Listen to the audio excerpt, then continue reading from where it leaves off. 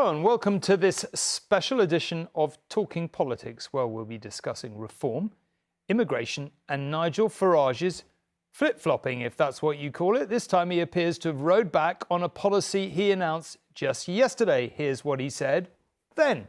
The only way we will stop the boats is by detaining and deporting absolutely anyone that comes via that route. And yes, women and children, everybody on arrival will be detained. Absolutely anyone, women and children. But today he seemed to have somewhat changed his tune.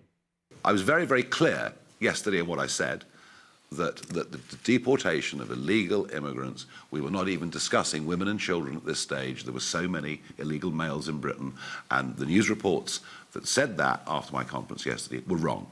Wrong, wrong, wrong.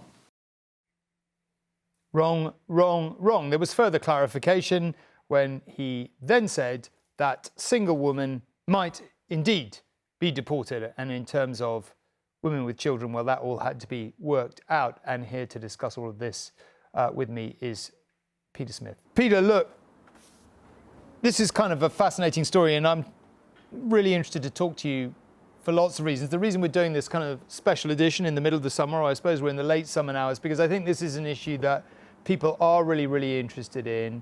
Reform have been running at 8 to 10 points ahead of Labour nationally for really quite a long time now, most of the year, and that is telling us something about the state of our national politics UK-wide, and what that seems to me to be telling. Now, you can read lots of things into it. We've spoken to our election analysts and our election experts, and we've all debated with them what this is and is not telling us. And you could argue, well, the electorate's pretty volatile and voters are in a pretty rebellious mood, and reform is the protest vote of choice. It doesn't necessarily mean they'd vote that way in an election.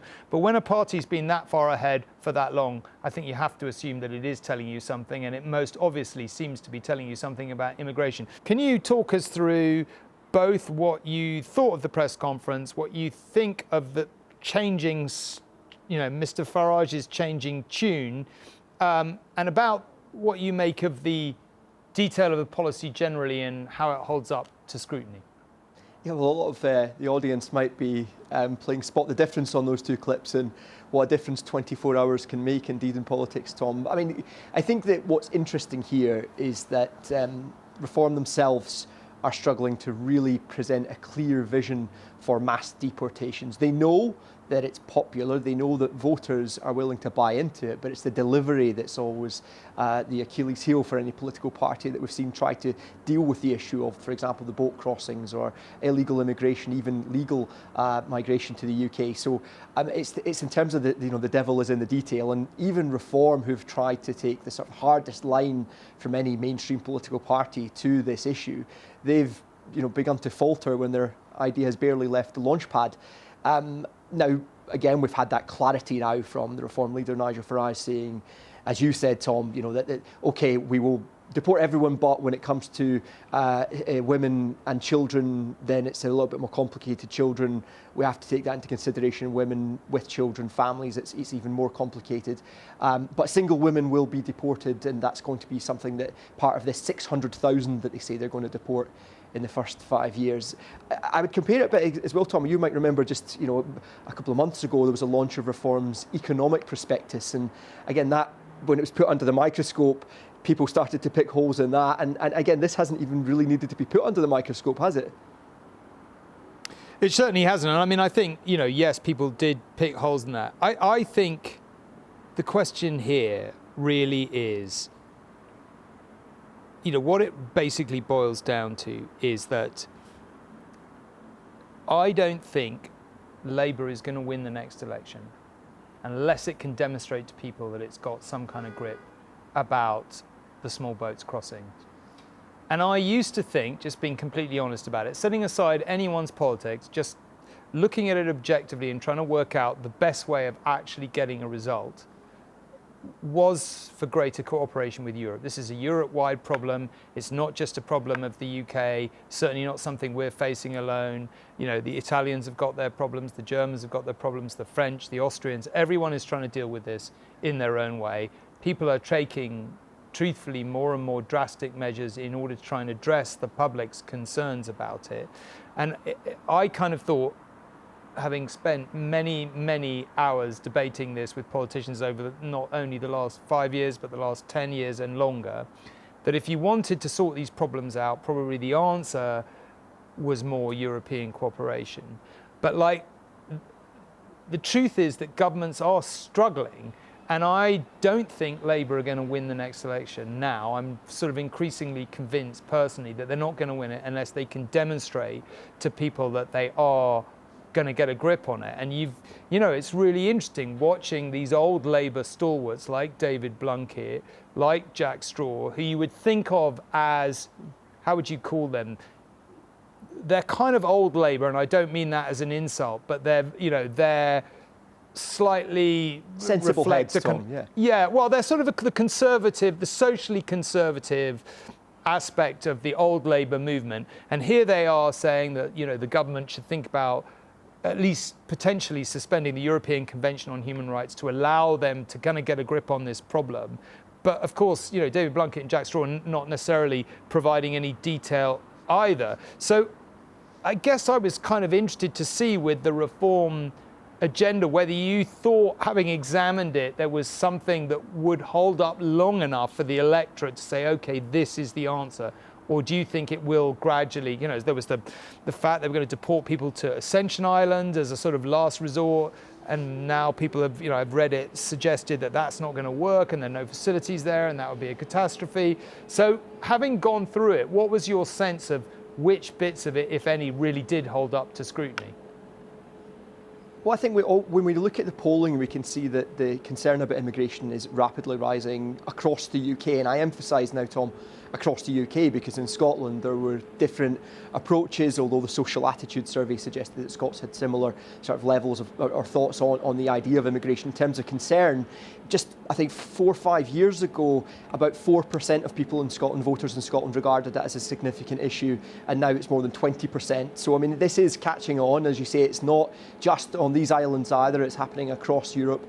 And there's these populist movements that are not necessarily coming up with answers, but they're certainly simplifying the situation. And I think that that's what Reform are trying to tap into here. And I think if you were to talk to a lot of the people, certainly that I've met over the last year, reporting on the rise of this issue of concern for immigration, we saw from the riots in Northern England last year. We've seen trouble in Northern Ireland this year, and also, as I say, we're seeing protests outside hotels already this year, including in Scotland recently, which is a relatively new phenomenon here. And when we're talking to people, I don't think that those people will be that concerned about us in the media highlighting inconsistencies or a flip-flop. They will hear the headline, mass deportations, 600,000 will be out in the first 5 years, and that's what they fundamentally care about, Tom. And I think that is where Labour will struggle to out-Farage Farage, because Labour are a party that is concerned about the detail. They're concerned about, does this manifesto hold water, whereas Reform have a lot less to lose in that respect. And so I think I'll be really interested to see how Reform's vote, where it goes and the distribution of the vote. But I think from what we've heard and what we've seen on the streets of the UK over the last 12 months is something that we simply cannot ignore, that this is it's an issue. It's no longer something that's kind of hidden away in kind of dark rooms that people are meeting for National Front meetings or BNP meetings. Conversations are happening around dinner tables across this country now, where people are expressing their concern about the level of immigration. And I also think, Tom, it's important to stress that people recognise, maybe more so than the politicians do, that there's different types of immigration, there's different kinds of immigration. Someone who might live in a leafy suburb, that their exposure to immigration is a doctor or a surgeon or the teacher or a nurse or an au pair coming to live in their area. It's very different to people in a lot of the kind of what would have traditionally been working class areas in Britain and what they've seen and what their exposure to immigration has been. And I think that that's something that the political parties outside of reform, the other political parties have really struggled to tap into that and to recognise the curve on this, whereas reform and Nigel Farage, this is their territory, this is fertile ground for them. And if you're going to try and go toe-to-toe with Nigel Farage, as Labour must do, as you've said, on this issue, well, you're kind of, you're playing rope-a-dope with Muhammad Ali, and he's usually better at it than you. Yeah, it's a good analogy. I mean, I think it's a very good point. And I sort of feel like it's, I mean, based on nothing except having, I suppose, watched these things for a great deal of time and covered politics for many years, you sometimes feel like something's reached a tipping point. And if you look at the polling, it tells you, as I said, a pretty clear story about national standing right now, and we can debate how solid that really is. And one of the reasons to think that it's not that solid, and it certainly doesn't mean that we're sure to have a reform government or Nigel Farage as Prime Minister, even if there was an election tomorrow, is that you look at who would make the best Prime Minister, and Keir Starmer is still, the polling reverses, and Keir Starmer is still 6, 8, 10 points ahead of Nigel Farage. And what that, I think, is telling us is that people are annoyed with the government over issues like this, which is why they say they're going to vote for Farage, but they don't necessarily want Prime Minister Farage, at least not yet. They just want Keir Starmer to get his act together. And you think you're absolutely right about the dangers of kind of, trying to out-Farage on immigration.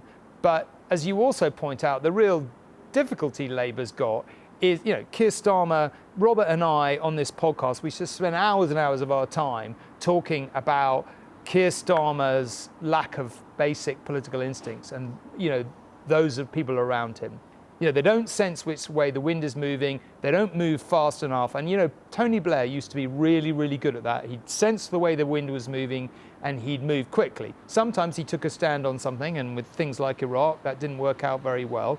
But by and large, he would, when he saw that the public was moving one way, he got ahead of it and all the rest of it. It seems to me very clear that Nigel Farage is not going to win the next election unless, as I said, he can get a grip of this issue. And choosing this moment to come out and kind of say, yes, well, I'm totally committed to the European Convention on Human Rights and all the rest of it, it might be what he believes, but I'm just not sure that that's a position that's going to be sustainable for the next 6 months. And I guess that's what's intrigued me about the last 10 days. One of the reasons I wanted to do this podcast. But the other thing I wanted to kind of drill down into with you was, I think people who, cover politics from London tend to think of reform as an English phenomenon. Scotland's, we sometimes think of it as a more socially democratic country. Lots of Scots people are very proud of saying their country is more socially democratic than England. So what do you make of the fact that he was in Scotland, of reform's standing in Scotland, of reform's political prospects in Scotland? I think, you make a really interesting point, Tom, and it is the public perception that Scotland is this socially liberal, progressive country, almost like a Scandinavia of these islands, and that's something, again, that the SNP have worked hard to try and kind of rebrand Scotland as during their time in power. I think, again, we do need to point back to social attitude surveys have shown that there's not that much of a gap between Scottish people's attitudes towards immigration compared with other parts of the UK. Although in Scotland, until recently, people in Scotland had a lot less exposure to immigration, and certainly on the type of scale that we've seen in some places in England. That's starting to change, and attitudes are starting to change. So just again, some statistics, put it into context in Glasgow, which it prided itself, Tom, on being this sanctuary city. Refugees are welcome here. There's an organisation, Refuwigi here, they say that calling people that come here are new Scots. They're just, we'll embrace them. But we've kind of seen a situation where people's conscience is coming into conflict with capacity now, because we've got a situation where refugees are already taking up more than half of all the temporary accommodation in the city of Glasgow. It's the #1 place at the moment for asylum seekers being sent to for hotel accommodation. Next year, that's going to cost Glasgow about £66 million, according to Glasgow City Council's forecast. And we're talking about a council that has the second highest budget deficit in the UK, just behind Birmingham, about a £1.6 billion deficit. So, again, that, as I say, the council and the people and the political consciences accountants have been writing cheques that the bank balance actually can't support. I think that's something we saw similar in Sweden, that Sweden was very open, welcoming to refugees, until there was a point where people were saying, hang on a second, when does enough become too much? When are the school halls filled? When are we're losing capacity where there's nowhere else for people to go? It's putting strain on resources. I don't think that Scotland is at that point yet. I don't think Scotland's close to breaking point anywhere near that, Tom. It's still a very kind of relatively monocultured nation. But we have had those warning shots in the Hamilton by-election. Reform finished third. That was unthinkable just a year ago. They overtook the Scottish Conservatives in that seat and finishing just behind Labour, the SNP and Labour, who won the seat. I think that the tide has changed across the country, and I think that people here in Scotland, although we're not seeing small boats landing in Scotland, people are not exposed to this type of immigration that Nigel Farage talks about so much directly as much as people, for example, in towns and cities across the north of England. I think people can see that if that's happened there, there's a lot of people who are saying we need to, there's movements of people here saying that they want to be preemptive. And there is the same fear around the hotel situation, again, boiled down to the same fears of immigration, the same fears of saying we have to protect our women and children. And that's something I think that it's not political movements, it's street movements that have learned from each other across Europe and America of how to sort of tap into people's psyche and conscience on this issue to really make it hit home, so that people are thinking, won't you think of the women and children? And the people who are suffering in this is obviously it's the asylum seekers who are coming here, the vast majority of whom are not committing crimes. And Nigel Farage again today in Scotland tapping into this idea, saying because Scotland would pride itself on being anti-racist traditionally. And saying, well, this is not about race, this is about culture, and we're talking about people coming from cultures where there is higher levels of sexual assault, and there is a higher level of child marriage, for example. I think another thing to emphasise, Tom, is that there is and has been for some time a gap between the Scottish Parliament and the Scottish people when it comes to the issue of immigration. The Scottish Parliament was almost unified and pretty much entirely unified, bar a few exceptions, that Scotland was pro-immigration, would be very progressive on this front, and as I say, that slogan, refugees are welcome here. You would struggle to find a prominent voice in the Scottish Parliament that would speak in the way that Nigel Farage speaks. Again, that's changing. Today we've seen a defection from the Scottish Conservatives to Reform. Nigel Farage saying it was his first Scottish MSP. Not actually true. They did have an MSP, a female, Michelle Ballantyne, a few years ago. Nigel Farage says that was before his time, so forgive him for that oversight. But we will start to see people, the political parties in Scotland, as they have in Westminster, recognising the way that people are going. And I think you will start to see some of that populist rhetoric that has worked in England really tapping into the public conscience in Scotland on this issue. So I think we've learned Scotland is not immune from this, and I think we will see we have an election next year, Tom, a Holyrood election next year. That'll be a real test for how Reform can perform at the ballot box. And I think, going back to again the point on the economy, I think when it comes to voters, there are people who vote for Reform because of their stance on immigration. So I think Reform's stance on immigration will win them votes, but it's really going to be how they can back up their policies on the economy that will win them elections. And I think that if people fear that they were going down another path of a kind of Liz Truss type budget that will put people's mortgages up and the price of everything going up, I think people have been bitten by that one and they'd be shy to try that again. So I do think that as much as Reform can appeal to the populist side, they also have to get down to the brass tacks and make that stack up. I mean, I think like the final point maybe is, for those of us who've been like you, covering immigration for a very, very long time, certainly at Westminster, the frustration I guess I've always had is the way that politicians talk about it is so far from the kind of actual realities. So, David Cameron coming out saying he wanted to decrease immigration to the tens of thousands. Absolutely everyone knew that wasn't going to happen. And it wasn't going to happen for lots of good reasons. At the time, obviously, we were in the EU, so he didn't control it anyway, so it wasn't something he could achieve.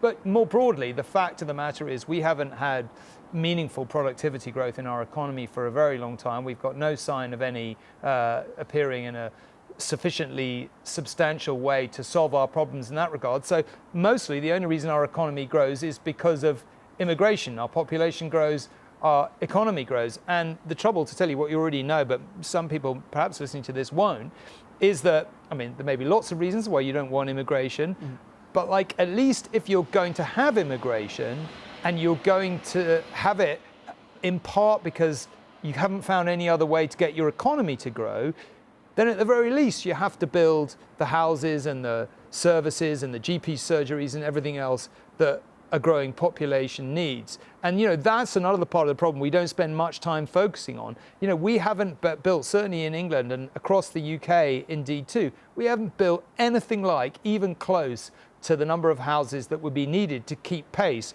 with the growth of our population. And I think that's a massive contributory fact. And obviously Labour is trying to resolve that, they're trying to increase house building, but it's very hard, and we all know it's very hard. And there is a difference between legal immigration that's controlled, and to some extent you've got a means of determining who you get, and illegal immigration where people are kind of arriving here and then it's very difficult to get rid of them.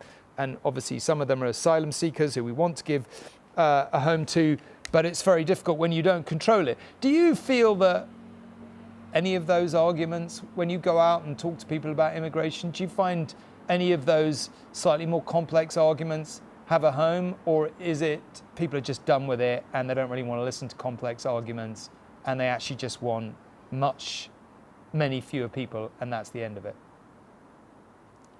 I think it's a bit of both, Tom. When we speak to people across the UK, but I think if I want to particularly focus on Scotland for a second, if you don't mind, Tom, speaking to people here who are catching this wave of this kind of anti-immigration kind of populism, there are people, like you say, that they've got their mind made up.